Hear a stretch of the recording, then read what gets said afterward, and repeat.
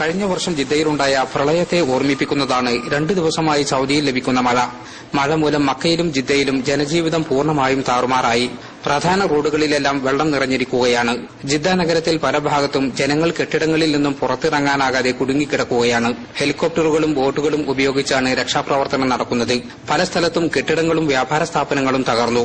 താമസ സ്ഥലങ്ങളിലും കച്ചവട സ്ഥാപനങ്ങളിലും ഗോഡൌണുകളിലും വെള്ളം കയറിയതുമൂലം വ്യാപകമായ നാശനഷ്ടങ്ങളുണ്ടായി. മലയാളികളുടെ സംഗമസ്ഥലമായ ഷറഫിയ ഏതാണ്ട് പൂർണ്ണമായും വെള്ളത്തിലായി. വ്യാപാര സ്ഥാപനങ്ങൾ പലതും അടഞ്ഞുകിടന്നു. നഗരത്തിൽ പല ഭാഗത്തും മണിക്കൂറുകളോളം ഗതാഗതം തടസ്സപ്പെട്ടു. പല വാഹനങ്ങളും വെള്ളത്തിൽ ഒലിച്ചുപോയി. ചില ട്രാഫിക് സിഗ്നലുകൾ തകരാറിലായി. മഴയിൽ എഞ്ചിൻ തകരാറിലായ വാഹനങ്ങൾ റോഡുകളിൽ നിറഞ്ഞിരിക്കുകയാണ്. നിരവധി വാഹനാപകടങ്ങളും റിപ്പോർട്ട് ചെയ്യപ്പെട്ടിട്ടുണ്ട്. സമീപകാലത്ത് ജിദ്ദ കണ്ട ഏറ്റവും ശക്തമായ മഴയാണ് ഇപ്പോൾ ലഭിച്ചത്. കോടിക്കണക്കിന് റിയാലിന്റെ നാശനഷ്ടങ്ങളും റിപ്പോർട്ട് ചെയ്യപ്പെട്ടിട്ടുണ്ട്. Jaleel Kannamangalam, Asianet news, Jeddah.